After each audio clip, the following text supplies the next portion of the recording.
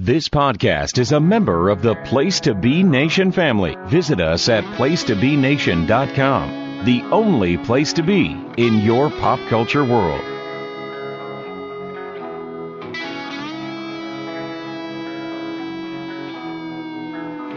I heard you've been looking for me, but you look for trouble.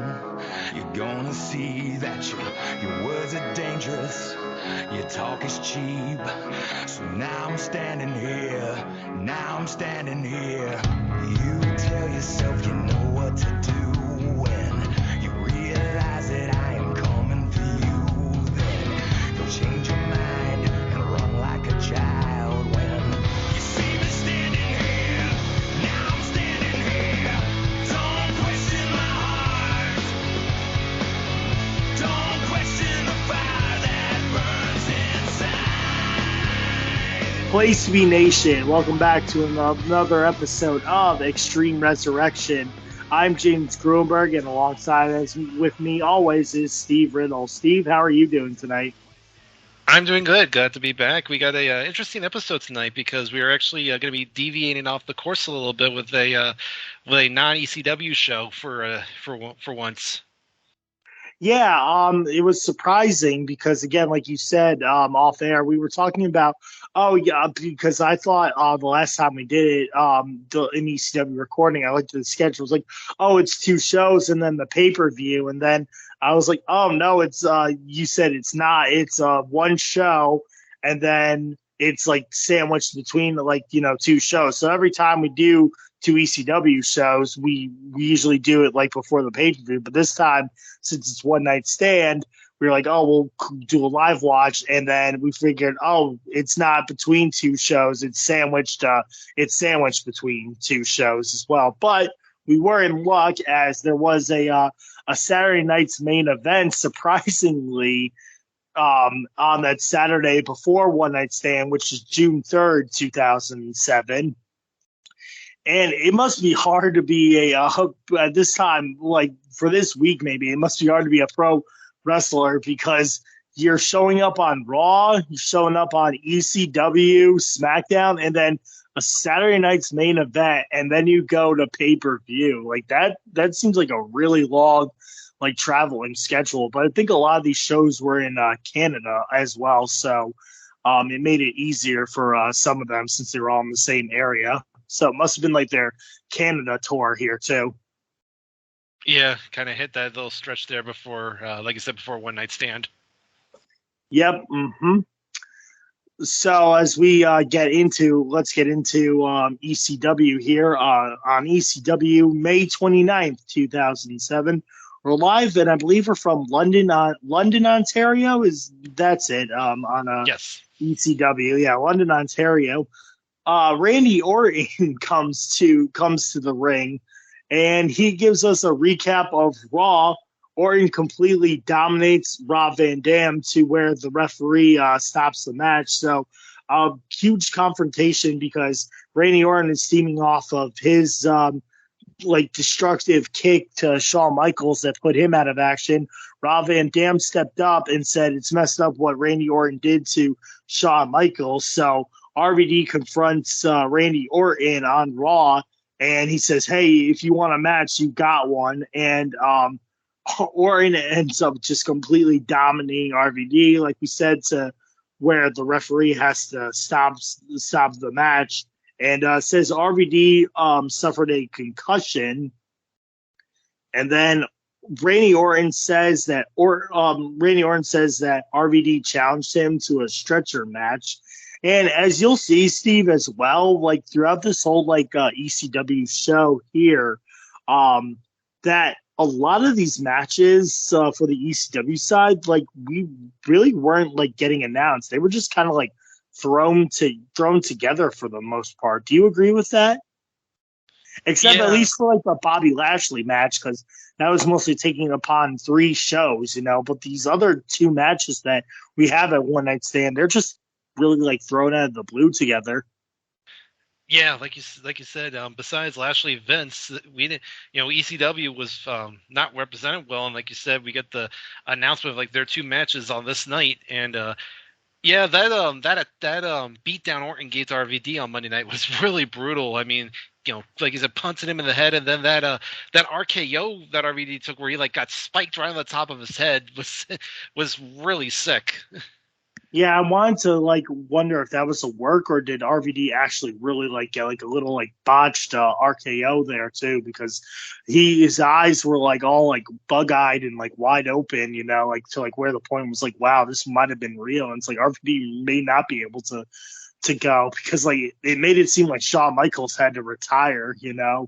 And that was the theme, like, that RVD, I mean, Randy Orton is just like, kicking all these guys and like, ending their careers almost here as well.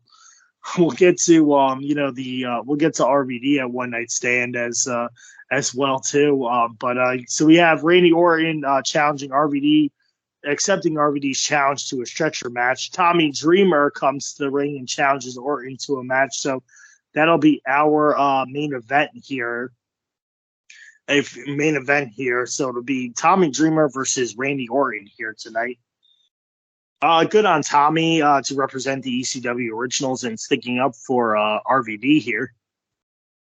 Yeah, you figured somebody was going to, and Dreamer is definitely the best option. Definitely not like Sandman or anyone or somebody else. No, and like Tommy Dreamer is more reliable and more like trustworthy to at least get a match out of Orton and to like, I don't know if you can say it, like do a job correctly and stuff too, to make Orton look good. But this will be a good matchup here. Now we have CM Punk versus Elijah Burke, which I did not know until it was announced by Joey Styles on TV that this is an Extreme Rules match here. Mm-hmm. Yeah, the big rematch from Judgment Day. Oh yeah, yep. So we're still on CM Punk versus Elijah Burke. I forgot they did have like a matchup here, so that feud's still going on. Kicks to Elijah's stomach, huge kicks to Elijah, a crossbody by Punk, huge clothesline to the outside by Punk, a drop kick to a chair into Burke, huge elbow drop by Burke. Punk rolls up Burke for a 2 count. Enziguri by Punk. Knee to the face. Elijah then counters a bulldog. Punk misses a springboard. Punk throws a chair into Marcus Corvan's face after he tries to interfere. He tries to give Elijah Burke the GTS, but then that gets counted into a body blocker into a table by Burke into a table, and then Elijah Burke gets the win. For this matchup, Steve, I went 2 3/4. I thought it was really, really good, and even the finish was good too with that devastating like body blocker. I know they call it the pounce, but I think they got rid of calling it the pounce. They call it the body blocker now. Yeah, I went 3 stars. I really thought this was a good match, and as we talked about how the ECW side doesn't have a lot of representation at One Night Stand, we do get an announcement before the match that it's going to be Punk, Dreamer, and Sandman against the new breed of Burke, Corvan, and Stryker at One Night Stand in a tables match. So we got so this is the match basically to build to that match. Yeah, the chemistry between these guys has been really good so far. They had a great match at Judgment Day, and then this one here is pretty good too. They don't use a lot of the weapons, but they do get some good offense in. Punk looks good with his offense, as does Burke, and then Corvan ultimately, like you said, makes the difference. That chair throw from Punk to his head looks sick, and then like you said, the awesome pounce on Punk through the table was a great spot there, and kind of a good win for Burke after he put Punk over at Judgment Day. He gets his win back here, and he gives the new breed some momentum going into One Night Stand. So good outing by both guys here, and the loss doesn't hurt Punk that much because it was Corvan that made the difference. Yeah, so a good start to the ECW show here tonight. And now we have basically one final confrontation between Mr. McMahon and Bobby Lashley, I should say, excuse me. Mr. McMahon starts off by mocking the names of Joey and Taz. He goes, Joey sounds like somebody in the third grade. Oh, hey, Joey. And then he just starts like mocking Taz's name, like, and so he's like still like, I hate ECW. And then Lashley is confident in beating Mr. McMahon on Sunday. Mr. McMahon is saying Lashley is stepping into his world. Says that this is Lashley's last stand. So very strong words between the two. Mr. McMahon really like lashing out the evil words and like saying like this is your last chance, you're done after this, really giving Lashley like, all the confidence he needs to beat Mr. McMahon in the street fight, but Mr. McMahon is really like saying you're not gonna win here. So I thought this was a good confrontation leading up to the match. Yeah, this was fine. Like you said, Vince mocking Joey and Taz was funny because he's knocking Joey and Taz's lap, but then he turns to Taz and that shut Taz up pretty quick. Yeah, they just kind of went constant, like, I mean, it's like one guy's trying to talk and the other guy's like constantly interrupting them. It was kind of, they were just kind of doing that little back and forth, and obviously, Vince is going to have some plan up his sleeve, given that it is going to be a street fight. But I like how Lashley continue. He looks cool and confident. He thinks he's got this in the bag. But he has to think that Vince is going to have something planned for him, and it's not going to be as simple as he thinks he is. Yeah. So then we get another recap of Monday Night Raw with Randy Orton taking out RVD. And then we have Kevin Thorne versus Balls Mahoney. This is one of Kevin's like first times without Ariel by his side here, as Ariel did get released in the last week's recap episodes. So it's Kevin Thorne versus Balls Mahoney. Punches to Balls. Huge clothesline by Thorne. Thorne sends Balls into the ring post. Thorne then hits what he calls an original sin on Balls for the win. I went 1 star. This is just this is a squash here, but I still like Thorne's presence. I still like him. He is he's doing all these like sick moves and stuff. Like he's really just beating up everybody here, or at least beating up the jobbers of ECW. But he does a good performance with it too. Like he does seem a little bit vicious in the ring. Yeah, I went 3/4 of a star. It was pretty much like you said, a squash.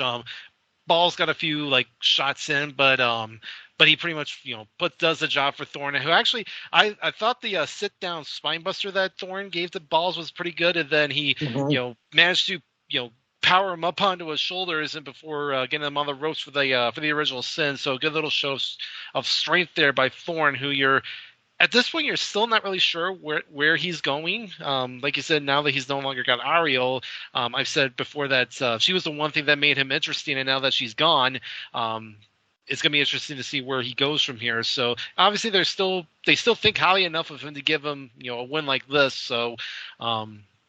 But it's going to be interesting. Like I said, we'll see where he goes from here. Yep. And then backstage, we have the Major Brothers and Matt Striker backstage. Striker calls RVD scared. He says that RVD is a coward and RVD can't handle Randy Orton. And the Major Brothers are like, well, we beat you. And then, Striker's like, well, I got my win back, and Stryker is then talking about the upcoming draft as well. So keep in mind, it's like you have four shows here. You have Raw, SmackDown, ECW, actually 5.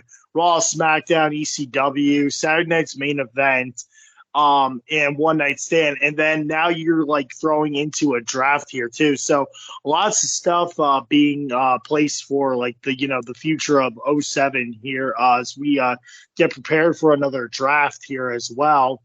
And then Stryker gives a challenge to face him in a one-on-one match with one of the Major Brothers. I don't think it was a handicap match, so we'll see one of the Major Brothers versus Matt Striker next week on ECW after One Night Stand coverage. So we got that to look forward to.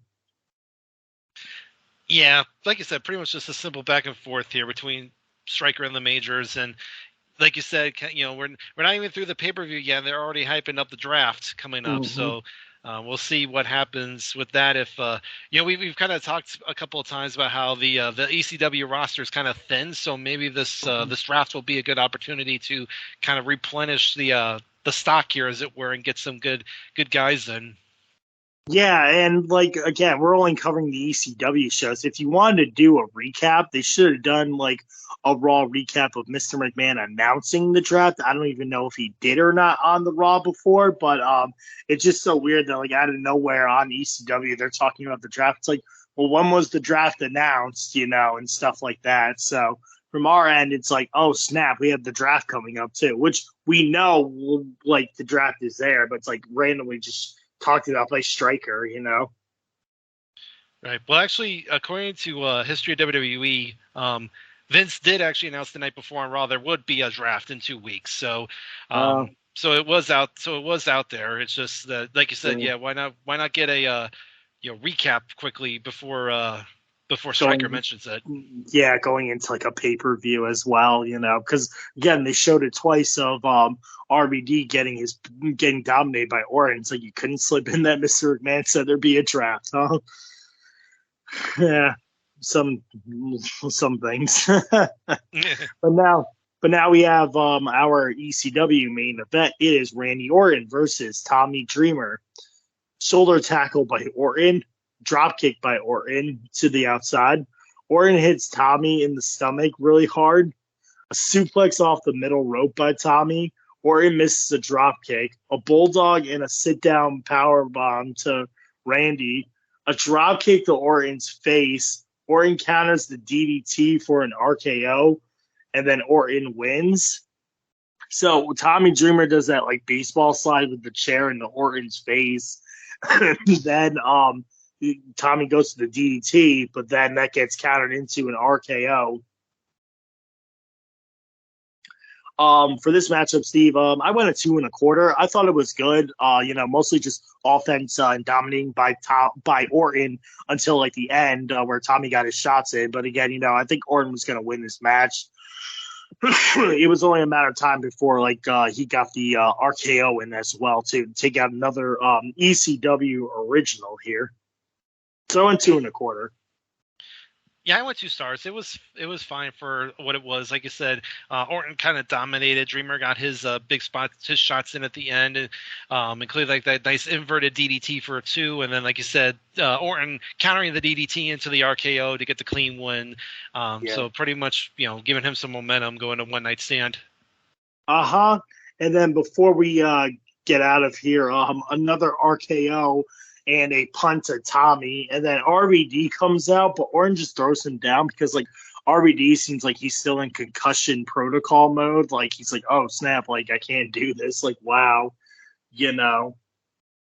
So like RVD is like still out of it. And it's like, is RVD going to be all right to fight Orton in this stretcher match here as well? So, we do have like good stuff looking forward going into One Night Stand.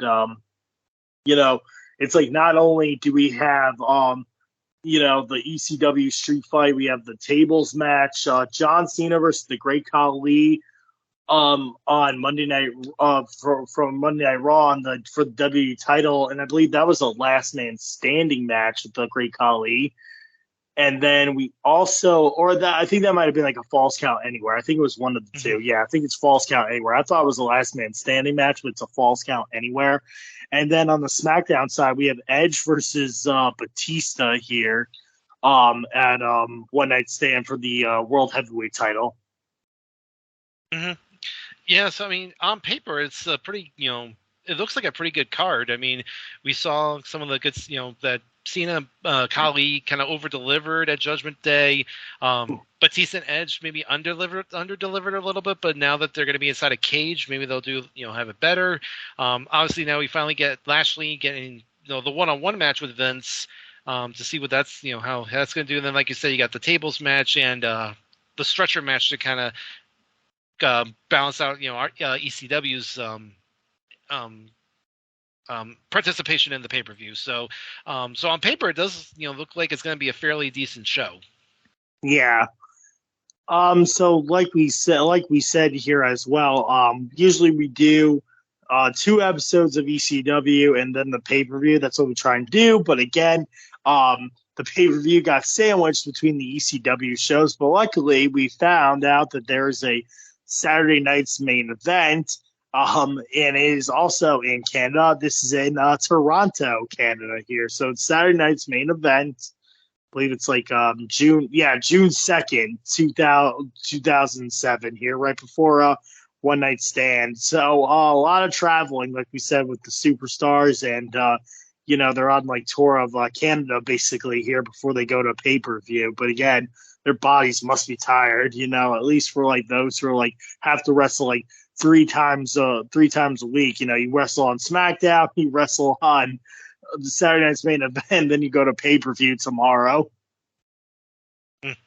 Mm-hmm, yeah, and even though this was obviously pre-taped, I believe they taped it the night after the Raw, so the Toronto crowd got themselves a nice little night of wrestling there. But yeah, still just all that action going in 1 week is it's a lot to handle. Oh, wow. I didn't even know they taped it after Raw. Good call there. Thank you. Yeah, because I was like, there's no way they did this on Saturday before pay-per-view. No. But yeah, so, wow, interesting there. So, yeah, we're live in Toronto. But it would make you think that it's like, wow, they went to Toronto and then they went to pay-per-view? Like, wow. Yep. So we start off with the Raw side of things, as we have John Cena versus the Great Khali. Here, as we mentioned before, it's a Falls Count Anywhere match tomorrow on One Night Stand here. So we do have punches and a shoulder tackle by Cena, but Khali just shakes it off basically. Khali hits Cena with huge chops, a huge elbow to Cena, a big boot to Cena. Khali is completely dominating Cena throughout this matchup here. Khali counters the FU, and then Khali slams Cena to the mat, basically. And then out of nowhere, he gets the pin. For this matchup here, Steve, I went 2 stars. It's good to see Cena here. And Khali is a major threat here, because Cena could barely even lift Khali up. He was always trying to get the FU at the time of the Attitude Adjustment, and Cena cannot lift Great Khali here, and Khali just dominated Cena here. So I went 2 stars. It was a good showing by Great Khali and his strength, and John Cena is going to need a lot of strength to take down Khali and cover him. Mm-hmm. Yeah, I went a star and 3/4. Like you said, pretty much a dominating performance by Khali. Obviously, this was non-title, so because they had the title match the next night.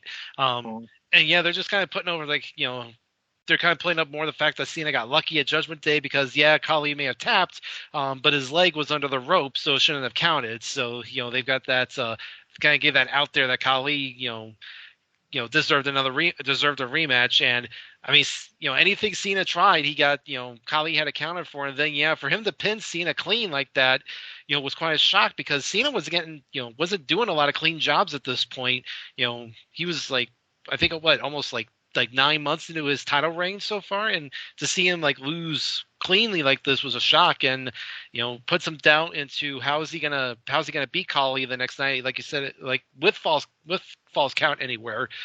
So if anything, this might be to this point probably one of Khali's biggest wins aside from the Judgment Day win a year ago against Taker. Yep. So then after the match, Khali says that, Raja Singh says for Khali that he will beat Cena for the title tomorrow night at One Night Stand. So, Khali needs the translator, but Khali's making it clear that he will be WWE champion tomorrow night at One Night Stand. So, Cena's got a tough battle ahead of him. And now we have an arm wrestling contest between Mr. McMahon and Bobby Lashley, but this is nothing really because Mr. McMahon comes out. He's hesitant. And then he goes, "Oh well, here's your real opponent. It's Mark Henry." And then all hell basically like breaks loose. Mark Henry beats up Lashley. Lashley spears Mark Henry. But then Mr. McMahon cheap shots Lashley to get like the final word in before one night stand here. So it looked like, oh, they're gonna have an arm wrestling contest. Out comes Mark Henry. They get a brawl in. Lashley dominates. What Mr. McMahon gets the last word in, like he always does. Mm-hmm. Yeah, this again, kind of like the last like shot for Vince here. It was, you knew going in that there was no way Vince was gonna go into an arm wrestling match with Lashley. That again, he was gonna pull a swerve, and he does by bringing out Henry. And it's funny, they didn't even go that long. I mean, I think Henry looked like he was going to win it first, then Lashley came back, but then Henry pretty much attacks him, and then like you said, Lashley does catch him with a really good spear, and then Vince gets the chair shot in from behind to kind of like you say get the last salvo in on Lashley going into the match at the pay-per-view. Yep. So now we have our SmackDown side of things here as well. We have a tag team matchup. So the theme of the night is like strongest, smallest, and strangest. And biggest. Yeah, biggest too. So I think we've seen the biggest from Great Khali. We've seen the strongest between Bobby Lashley and Mark Henry. Now we're just getting a straight like wrestling match here, and we'll see the smallest and the strangest as well as we move along here too. Because in the interview before this matchup here, I think it's Crystal who asked Edge. She's like, "Well, which one are you?" It's like, "I'm nothing," because you know what, we don't play that game here. We just go out and we're gonna wrestle tonight, and I'm gonna beat Batista and Rey Mysterio before this. Before I go into one night stand here. So, just a good old classic tag match. It is Batista and Chris Benoit versus Edge and MVP. MVP and Benoit start. Crossface the MVP, but he gets the ropes. Tag to Edge. Chops by Benoit. Batista tosses MVP into the ring, like just manhandles him into the ring. Tag to Benoit. German suplexes the MVP. MVP rolls out the way of Benoit's diving headbutt. A gut wrench suplex by MVP. An insecurity to Edge. A tag to Batista. And then like Edge is basically like dives out here. So Edge towers his way out. And he just walks away from it, leaving MVP to suffer a huge clothesline to MVP. A spine buster, and then a diving headbutt for the win. For this matchup, Steve, I went 2 3/4. It was good. Good solid matchup here, but again, Edge plays like the coward heel, so like he walks away scot-free basically, and then poor MVP has to suffer the brutal attacks and brutal moves by Benoit and Batista here. Yeah, I went 2 1/4. It was a pretty standard tag match you usually get on these Saturday Night's Main Events. By the way, that interview with Edge, it was Maria that was interviewing him. Oh, yeah. I thought it was Crystal for some reason. And did you notice also, Steve, that the Divas were taking turns announcing the matches? Because in the first one with the Great Khali versus John Cena, I had no idea what it was. I was like, did WWE just find a random announcer for tonight? And I was like, please tell me this lady is not going to announce every matchup. And then I was like, no, it's not. It's like Tori Wilson. It's Candice Michelle. So, like, they were taking turns. But I could not identify who had the John Cena Great Khali match, So that was Ashley, actually. Ashley Massaro. Jeez, wow. And then, Crystal had... she did the intro for the arm wrestling contest. Oh. Then like I said, like you said, Tori Wilson did this match, which I think, like you said, that was interesting. They had the Divas kind of work the guest ring announcer spots. But back to the match, it was a good little match here. MVP has definitely come a long way since his debut last fall, and I think the series he's had with Benoit has definitely helped him out a lot. clearly, and like you said, Edge pretty much being the chicken shit heel, he only comes in when Benoit's in the match. He always takes a run when Batista comes in, and then MVP, takes a good, ass kicking there at the end. Like you said, Edge takes a walk, and Batista and Benoit finish off MVP there at the end. So, again, decent little tag match. Give Batista some momentum going into the pay-per-view, and kind of gives Benoit one last victory over MVP. Mm-hmm. And so now for the strangest match here, we have in a tag team matchup, we have Hornswoggle and Finley versus Boogeyman and Little Boogeyman. Punches in a huge splash by Boogeyman. Little Boogeyman gets a DDT. And then basically, like, Finley just drop kicks Little Boogeyman. A big boot by Finley. And that's pretty much it. So Finley and Hornswoggle, win the matchup here. It was a fun match. A little quirky. I think this is going a little too high for this side match. I went 3/4 of a star. I thought it was entertaining. Usually you would give this a dud or a quarter star. I went 3/4 of a star. It was kind of fun between the two tag teams and a little comedic here and there. You can't get away with that here on TV today, though. Right. Yeah. So I'm with 3/4 of a star too. Kind of funny. This is actually a rematch from No Way Out. These two teams went at it then. And it was the same result too. Finley and Hornswoggle winning. But yeah, pretty much just a comedy match. Continuing the rotating door of the Divas, announcing we have Candice Michelle for this one, and pretty much just nothing here. Boogeyman and Little Boogie do their thing. Finley actually beats the crap out of Little Boogie there. Especially him. He caught him stiff with that big boot to win the match. So again, nothing much here. Just a quick comedy match to kind of keep things going and give Finley at least a little win. Yeah, and the fun does not stop as Boogeyman and Little Boogeyman chase Hornswoggle and Finley around, or at least Hornswoggle around, because we have an extreme expose going on in the ring, and Hornswoggle is being chased around by Little Boogeyman. They lift up Layla and Brooke up on their shoulders and have a chicken fight.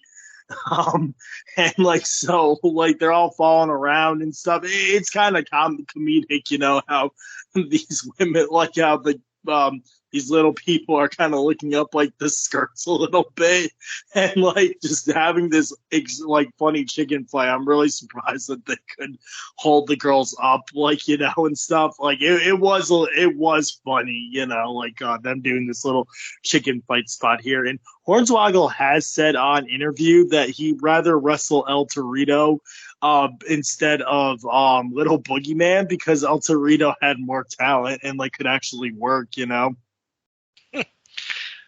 No, that's not a shock. I mean, you see Little Boogeyman, he's you're not expecting much work rate out of him. No, he probably has no training. There's let's just bring him out and see what he can do, and it's really not that much. Yeah. This, again, like I said, pretty much filler here. Extreme Expose. We saw they were on ECW, and their performance on ECW I thought was actually kind of tame and kind of average. Here they definitely look like a little bit better, and although you can see clearly kind of a hack editing job by the producers with them, where they're kind of going back and forth between the three. It's clearly edited. And then, like you said, Hornswoggle getting chased backstage. At one point, they run into Crime Time and Dusty Rhodes. So kind of good little cool little cameo from the Dream there. And then, like you said, they come out and they do the they put like you said, put Layla and Brooke on the shoulders, and they do the chicken fight, which the girls look like they would rather do anything else but that. But it's like they knew that they had to. So again, just basic stuff here, just kind of give some more comedy on the show. Yeah. So speaking of comedy, here is here's a matchup here. I guess oh yeah, well no, it wasn't the strangest, but it did seem like it was strange. Finley and the little boogeyman and Hornswoggle match was supposed to be the smallest. This is where the strangest comes into play here. As this is our main event, but it did seem like just because of like it was strange. Like you have a leprechaun and a boogeyman, or like a monster, basically fighting each other. But here's a strange tag team combination. I don't know how who decided this should go on last, or how they got this roster for this main event. This is ridiculous, in my opinion, Steve. You have Kane, Doink the Clown, and Eugene versus Umaga, Viscera, and Kevin Thorne. What? Excuse me. Yes. Pretty much.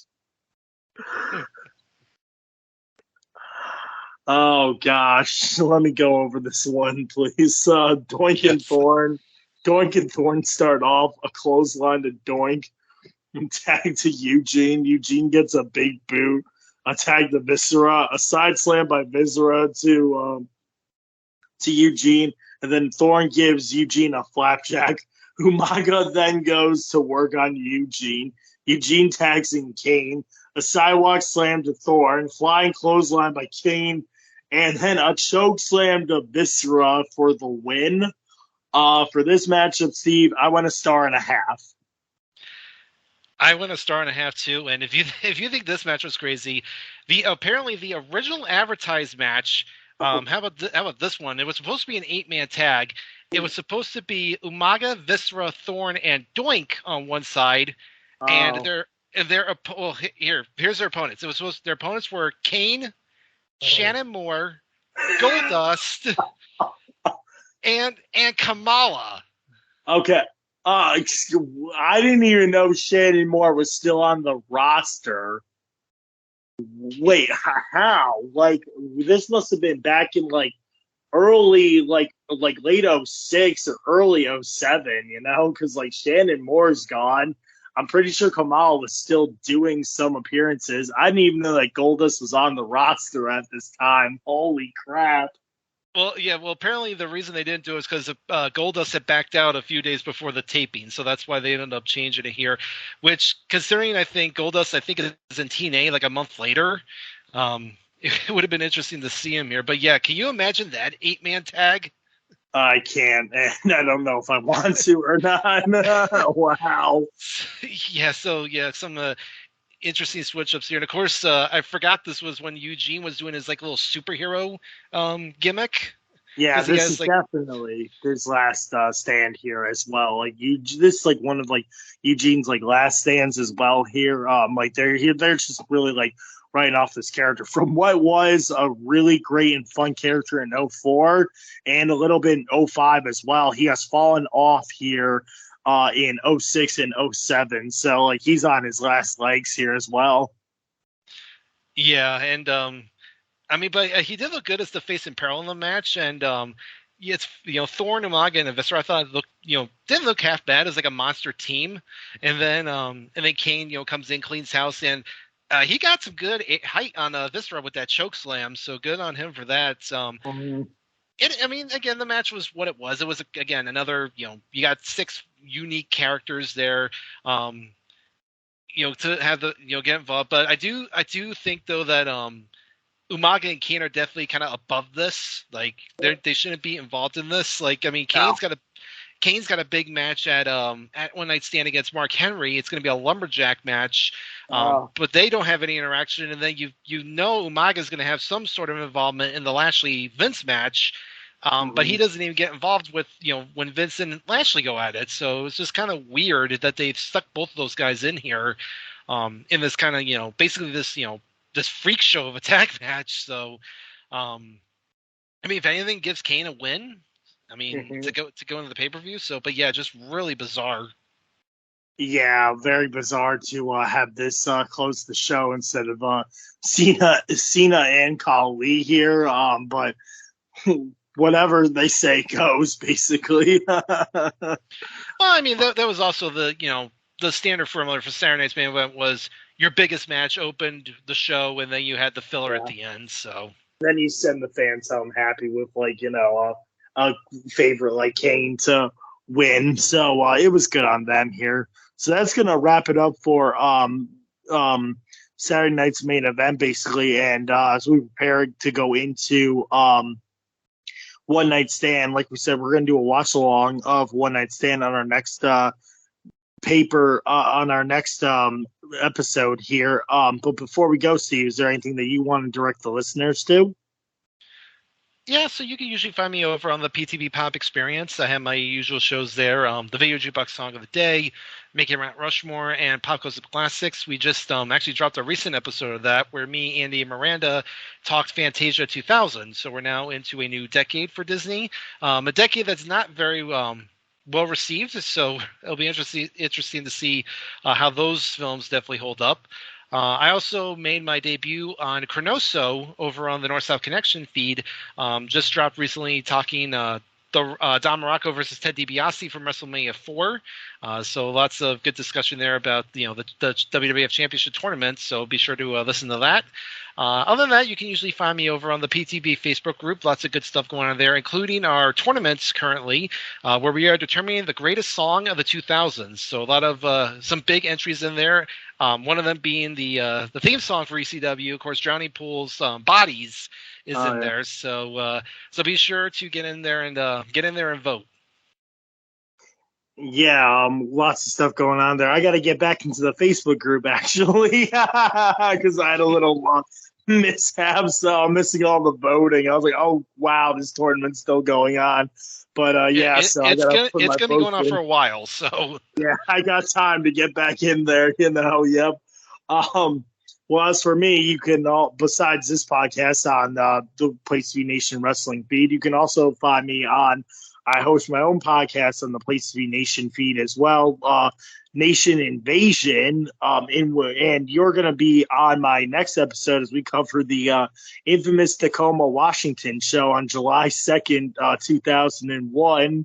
But I just had that recap episode with Rocco Martone and the back-to-back Madison Square Garden shows after King of the Ring 2001, where WCW really turned up the heat. Booker T got his hands on Vince McMahon, and the Diamond Dallas Page has made it personal with the Undertaker again attacking him and Sarah and cutting Sarah's hair off.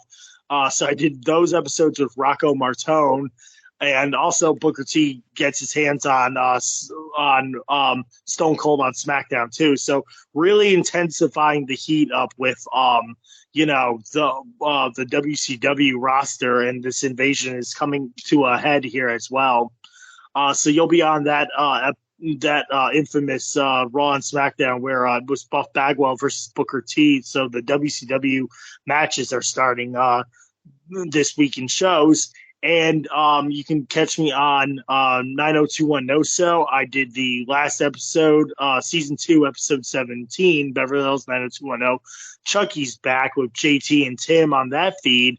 Really good episode. It's about like Steve, finding out that Chucky's arch nemesis growing up knew he was adopted, and Steve wants to know where he comes from and to find like his real mom and everything. And also David and Donna announce that they are going steady as Donna plants a kiss on David. So really good episode there. And dropping real soon as well. I did an episode of JT and Ryan's Excellent Adventure. I covered the first WWE Confidential episode with them. It's a list of first episodes of TV shows. Not the best because there's not there's no wrestling going on Confidential, but great stories of Shawn Michaels revealing that he knew about the Montreal Screwjob, and you get into Trish Stratus's a tour of Trish Stratus's first house. So lots going on over on JT and Ryan's Excellent Adventure too, and a lot of stuff going on between the four networks that we have here on the Place to Be feed. Well, that's going to do it from us here on Place to Be on Extreme Resurrection. I'm James Gruenberg. He's Steve Riddle, and we will see you next time for when we watch WWE's One Night Stand. Thank you, folks.